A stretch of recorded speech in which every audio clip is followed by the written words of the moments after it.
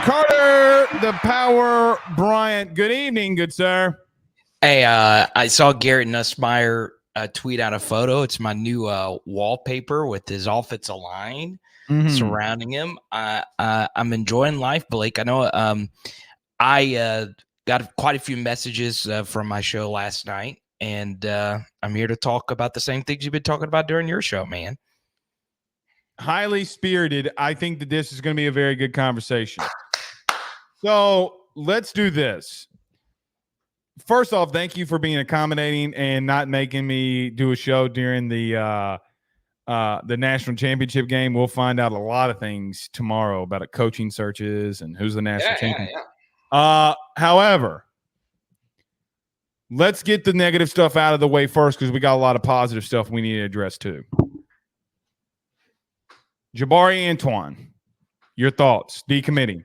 Yeah, first off, he's just I do like him. Like, I'm not just saying this just to say it. I think he's very talented. Obviously, there's so many details that we'll never know, and everyone's saying, well, it's NIL this or it's that or whatever.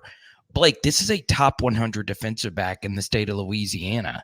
And defensive back is probably up there in the top 2 or 3 most important positions that LSU needs to address. Now, you were saying a lot of really good stuff about what LSU is done offensively, and Brian Kelly, continuing the offensive tradition from 2019 now to this staff. And look, Blake, you were talking about the positives. LSU is recruiting every offensive position at an extremely high level. Tight end, they got him loaded up. Quarterback, they got him loaded up. Offensive line, they got him loaded up. Running back, wide receiver, they've got it loaded up there. I mean, they are doing an awesome job, and that is the more important side of the football. And obviously, we're very early in the Blake Baker regime. But what was the thing that everyone told you during the Corey Raymond hype cycle? Well, we're getting him back because he's an elite recruiter. Then you said basically the same thing that I was saying about Corey Raymond during this entire, ordeal, right? I got a text during the season last year from a booster at LSU saying, we're going to try and get Corey back here. And look, it happened. Now, here's the thing, Blake. If his main calling card is recruiting, and this is a guy literally from his own backyard. I know we use that term all the time, someone from Louisiana, and he is a top 100 defensive back, and we all know Corey likes really athletic defensive backs. Antoine is a solid 6'1". These are the types of prototypical athletes that LSU has won national championships with. Well, if we can't retain him, I know it's not the end of the world, and no one player makes a recruiting class. Well, Blake, there's no other defensive backs committed now. And yes, there's probably good news down the pipeline. And yes, LSU will eventually bring in defensive backs, but it's not a good look. And this is what the number one retort people have said to me, Blake. Well, Carter, it's the NIL era. It's the NIL era that just happened. Well, if that's the case, then if Corey Raymond is a great recruiter, you're telling me that all recruiters are basically meaningless now. If it's all down to money, then if the main reason you hired a coach is for his recruiting, and you're telling me now that that's not really a thing that matters anymore, you understand that it's a juxtaposition. It doesn't make a whole lot of sense. So yes, it's a dark cloud over what was an extremely, extremely good weekend for LSU. But Blake, it drives me nuts. It really does. You can't make it an excuse for NIL when everybody else is doing it. Right. So right. I don't want to hear, okay, like you were after Terry Bussey. Like I fully remember the whole Terry Bussey recruitment. And as an example, like, I mean, look, we can, it all, people say the kid's great. All right, the kid's great. Carter, it's always come down to some money. Yes. I mean, like, is this new? So I'm not saying that Antoine was, because I am not personally buying the money thing. I think LSU was doing what they needed to do. Okay. I think I have no idea, because you know why? The kid committed pretty early. So you must have sold him on something. Yes. However, the kid came out on 3, said it was because of Corey Raymond. Well, like if this were anywhere else or anybody else, what would the narrative be? And Carter, the biggest problem that I have with this is not just Antoine or Corey in general. Okay, regardless of what's got to change, if this kid doesn't come here, which he could come back, he could come back, and that is a very strong possibility. These are the things that LSU fans questioned and that are now starting to play out. Okay, you can't lose 4 straight years at DB. You can't. The highest DB in your state, you cannot lose out on all 4 of them. Yeah, I will even take you getting one of them. Like I will take that. 4. Like, I mean, this is a top 100 recruit. And even if you watch him, and look, Blake, you know that there are top 100 recruits that I don't think are top 100 recruits, okay? And I won't get into who I've gotten right and all of that. It really doesn't matter. If you're a consensus firm top 100 recruit in the state of Louisiana, you need to be a part of the LSU class. Unless it is like examples like Arch Manning or Tackett Curtis, and they were never going to LSU, anyone that knows anything about their recruitment. But the truth is, this kid was gung-ho about going to LSU, and something happened. He might have started getting more attention and more love and better recruitment, or LSU might have been pursuing some other guys. But one of the big things you need to do at a premier position like corner, especially when the depth has been depleted at that position, Blake, is you got to lock on to the guys that are already locked in. And even if you don't think this guy's the next Morris Claiborne or whoever, you take that profile any day of the week. So, yes, this one guy isn't going to just absolutely shatter LSU. No one player does, unless it's a Bryce Underwood type of player. But it's the collective. And as anyone that knows anything about recruiting and anything about the current LSU landscape, you need multiple defensive backs in this crop, or you're going to be doing the transfer portal thing over and over and over again. And that's where you can run yourself into trouble. Well, they already did run themselves into trouble. That's why Corey's here. Yes. Because Steeples couldn't get enough in time to maintain. And quite honestly, okay, if we're just being very open-minded about all of this, Steeples had a pretty decent unit year one, but they were all portal and experienced players. Yeah. You hit on them. And you know what all of them were? Every single one of them besides one. So of the 6 guys that rotated ad nauseum in the DB room, 5 of them are from the state of Louisiana, and the other one has deep Louisiana ties. That's why he came here. I mean, but Blake, this is DBU. I mean, it's Carter right now. It's not. It's not. That's the point. Like if you're going to tell me that Corey Raymond is DBU, then the early returns in this portion, once again, it is very early. This is not good. It's not. There's no other way around it. LSU's got major defensive back problems. They had it last year. There's a lot of questions going into this group this next year. I think Blake is going to be able to scheme some things out and obviously rise the tide of this defense like he has done the past couple of years as a coach in the SEC. I'm a really big Blake Baker fan, and I'm hoping the heyday of Corey Raymond, of Dante Jackson, and Jamal Adams comes back. But this was a big loss. It really was. Not only that I think personally the kid was going to be good, it's a top 100 DB in the state of Louisiana at a premier position. So it just sucks all around. But like you said, it was more positive than negative over the weekend. So one final thing on this Antoine thing. People will believe what they want to believe. I want to make it known, very well known, that you and I are not saying that the kid cannot come back. 6 months is a long time. Yeah. Okay. But I remember the conversations that everybody was having about Dominic McKinley going to A&M until everything at A&M happened. Things are going to happen no matter what. I mean, Cristobal could be in serious trouble if he starts losing this year. You never know what happens. But when you talk about locking down the state, and at one position, Okay, like Brian Kelly has done a pretty damn solid job of locking the state down when you look at just the numbers in general. Yeah. The issue I have is that if you look at the guys that left, it's all at one position. And that's the worry that I have. Do I think that Antoine could be back in this class? Look, man, I think when Frank Wilson and others have their mindset on something, it's going to be very hard to beat out on a high school kid.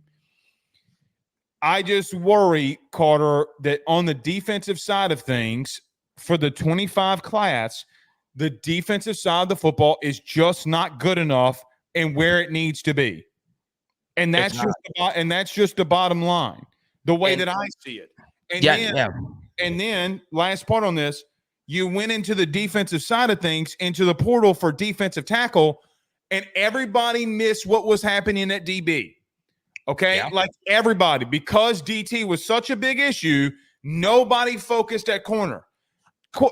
Trey Amos is going to be more than likely a first-round pick. That cannot happen. It cannot happen.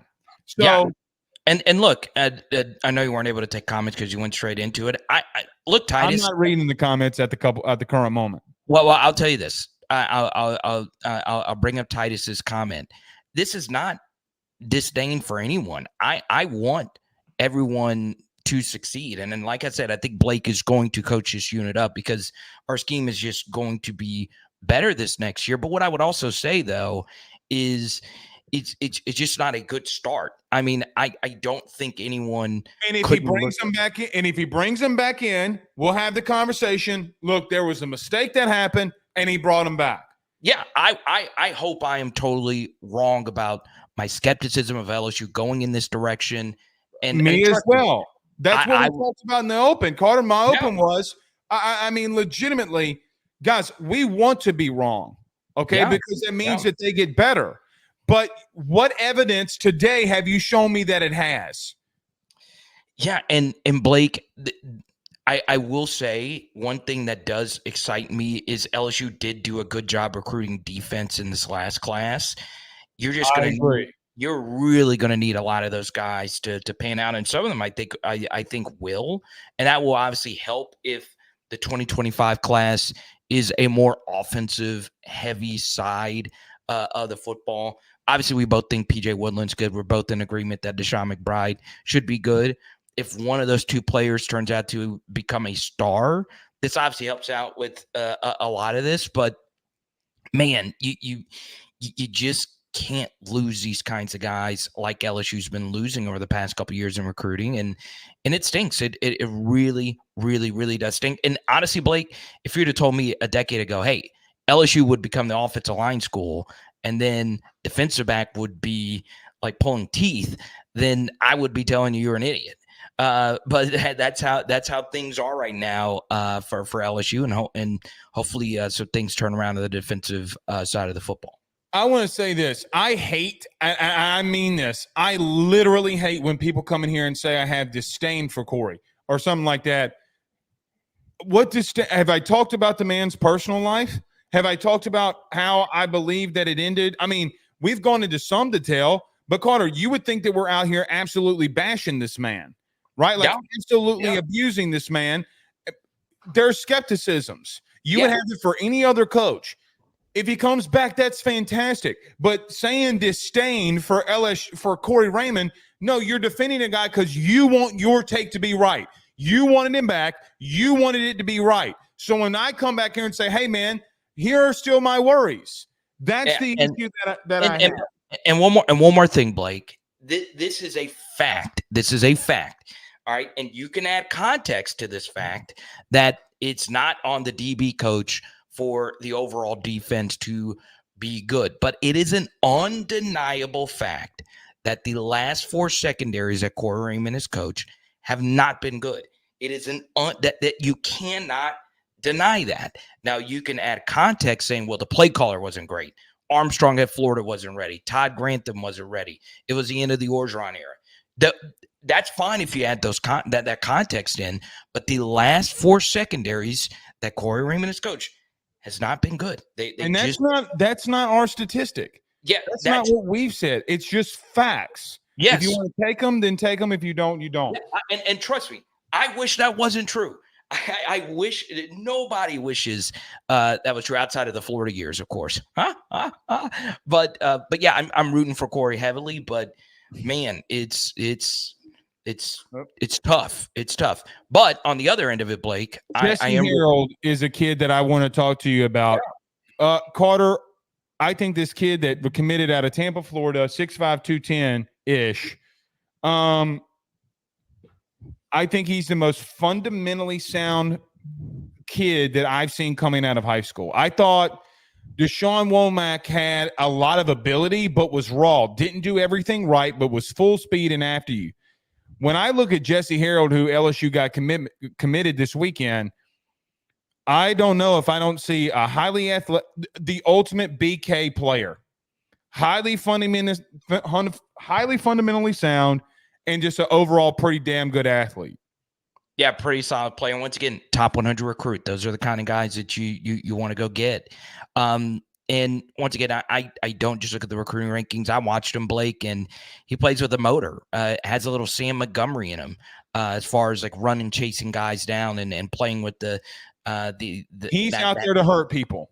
Right. He plays really hard and he chases a lot of guys down. And obviously, with Coach Peoples, he will grow his pass rush arsenal. So this was nice. It really was nice to crank up this edge production and replenish the depth. This next year, Braden Swinson's probably going into the NFL draft, and you'll have a pretty good year. You're going to lose Harold Perkins. Yeah. So you need to really bring in a lot of guys there, and pretty excited about him. I really am. I was so surprised to see how many tackles he made in the run game. When I saw a kid 6'5", 207, I'm like, oh, this kid's just going to go around the edge and he's going to sack everybody. Last year, he had 3 strip sacks. So a kid that's knowledgeable enough to already go after the football. He's after the ball, right? Yeah. And that's 3 strip sacks from a high school player. That's number 1. Carter, number 2, he had 4 fumble recoveries, again, because he's around the pile. He's punching out footballs and jumping on them. But when you're that kind of athletic and you're that fundamentally sound in the run game, I think you'll be all right rushing the passer. I like that a lot as well. Carter, they had some really good success in New Orleans. Ja'Kai Anderson and Richard Anderson both committed, both kids from New Orleans. Good to see that New Orleans is putting out a lot of talent. Good to see that they're all over it for 2026 too. Yeah, get early on the 2026s on the defensive side of the football. It's always good. Blake, I don't like to go too deep into someone that I've not really watched yet, but that it's a good start, right? This is what we're talking about, going back to the Antoine. So these are the kind of guys that you want to make sure you lock in the state of Louisiana. I will include like one more thing on Harrold here, and it will be very brief, Blake. When I'm looking at an edge prospect, one thing, and this is just pure anecdotal. This just isn't anything crazy to take away from. But when I'm watching an edge guy, I give you extra points if you line up in a 2-point stance some of the time and a 3-point stance some of the other time. And Harrold had an equal amount of successful plays in a 2-point and a 3-point stance. I like that because that is a huge transition going from college to the NFL. I won't say who because, he's gone. There was a pretty highly touted guy that came into LSU in the past, let's just say 5 years, and he played exclusively out of a 2-point stance. They asked him to play in a 3-point stance, and it didn't work out. And for those that don't know, it means your hand is in the dirt. You're or talking about Arden Key. Right. No. Well, Arden Key was excellent, but this was another guy. On that 3-point, though, remember?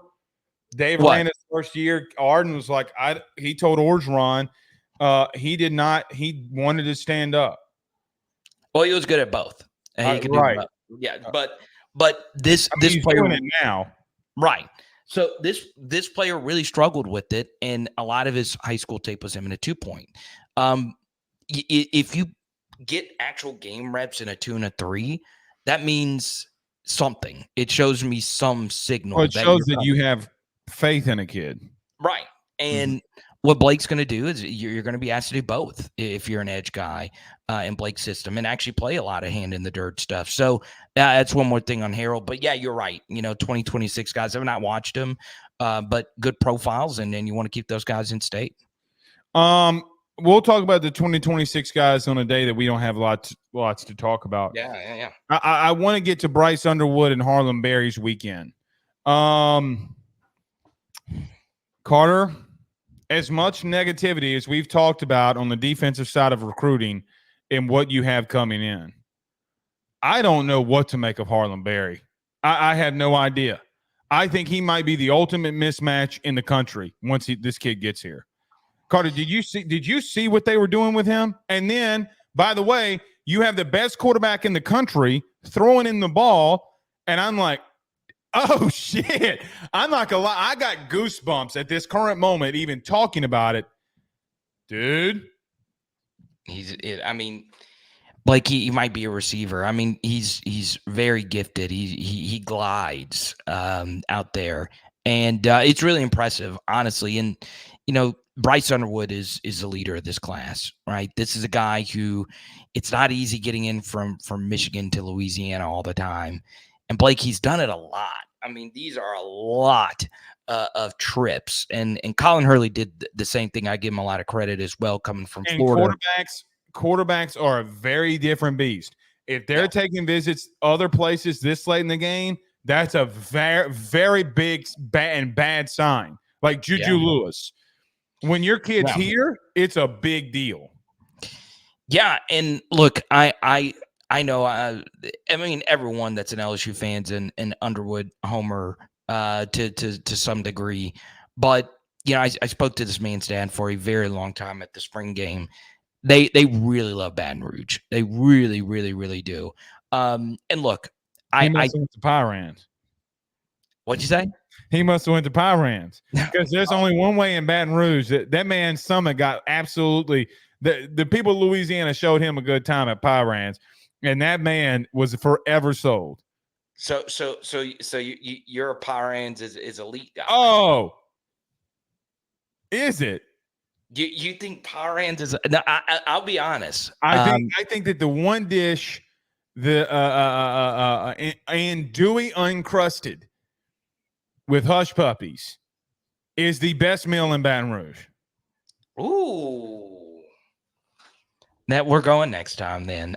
What's funny? My family grew up not that far from there, and I honestly didn't go there a whole lot growing up. Bucko. Dude, get the andouille uncrusted. You're welcome. Yeah, we're going next time. You know what's better than the andouille uncrusted? Look, I think with this, let me ask you this first. What do you do with Harlem Berry? Because, Carter, I'm watching him in 7-on-7. I'm watching him at LSU, and dude's a damn good receiver, bro. Like, I don't know what else to make of it.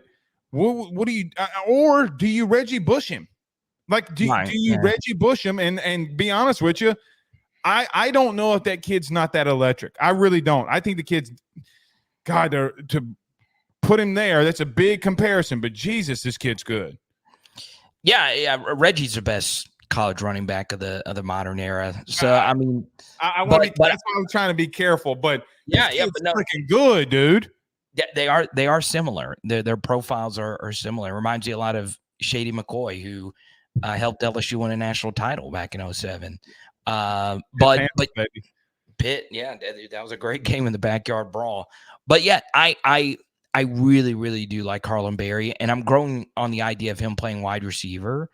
And if he wants to be, a slot guy who can also line up on the outside as well, you make more money, have a longer career doing that as well in the NFL. But he's grown on me. Like, I wasn't as gung-ho of like this. Obviously, you compared him to Reggie Bush. I've always thought he's very good. I put context on that though. Yeah. You're saying it reminds you. You're not saying he is. Correct. But because, he catches so much. I mean, Reggie caught 88 passes as a rookie in New Orleans, and people forget that. So let me ask you this: does him and JT Lindsay make you feel a lot better about James Simon going to Texas? Oh, before James before no, but before James Simon went to Texas, I was already okay. Okay, so you weren't a big we need to get Simon guy. No. Interesting. See, I'm on the I honestly thought James was great, but I hope I'm wrong about that. Best of luck to him. I'm not saying the kid isn't going to be good, but I really think that they're going in a specific direction. And I do think that there's going to be a portal running back that hits the market in December, and I think he will come to LSU. And by the way, I also remember Caden Durham is still a dude. Yeah. So if I were to guess who would have the best career of those three right now, I would still say Caden Durham. I love Caden Durham. I really, really, really do. But yeah, it's just a fun projection game. So look, even though I was a big fan of James Simon, look, LSU is set at running back, and it goes back to the overarching point, Blake. The offensive side of the football is still more important than the defensive side of the football. Now, LSU needs more help defensively than they do offensively, but they are killing it recruiting on the offensive side of the football. And part of that, Blake, is because of continuity. The staff is still the same. Yes, Mike Denbrock is gone, but the staff is still the same. The nitty-gritty recruiters that got after it, the coaches like Joe Sloan and Cortez and those guys, they've still been putting the work in. And it shows. It shows that kids are really excited to be a part of what LSU's building, and that excites me. I'm going to disagree with you on one thing. Oh. Michigan and Georgia are doing this when you say defense is not more important than offense. What does that mean? We're the national champions, baby. Yeah. And what and guess what Georgia's defense did versus CJ Stroud? Actually kind of got abused. Exactly. So you needed Stetson, the frat boy Bennett, to bail you out of that. And the defense made the last stop to hold them to a field goal. Yes, because their kicker decided to have the most cruel New Year's ball drop in Ohio history, and shanking that kick. But offense is still more important than defense. It is. I'm not saying Michigan's defense wasn't great, but if you were to ask Coach Harbaugh, would you rather have your Michigan defense, or would you rather have 2019 LSU offense? Would you rather have 2020 Alabama offense? Would you rather have the 2022 Georgia offense, which is still under? I will say this: the 2022 Georgia offense, all right, the second national championship for Kirby, was better than his defense the year before with Dean and Jordan Davis and all those guys. That offense was so good at Georgia. And I know everyone you've taken it too far now. I do. That offense was too far. That offense is so they were, but you've lost your godforsaken mind. All right. Carter the Power Bryant. Let's go watch this national title and game 7 of hockey, brother. Hockey. I saw you tweeted it. You were like, I'm going to watch the hockey. Is there anything else on? Casual baseball fan. Well, no, it's a joke. Oh. It went over a lot of people's head. That's why I capitalized nothing. But I am cheering for Tennessee. Please kick Texas A&M. They have officially taken over the Rocco's Jello shot, so they might win tonight. Aaron, look at Aaron. Look at this. You got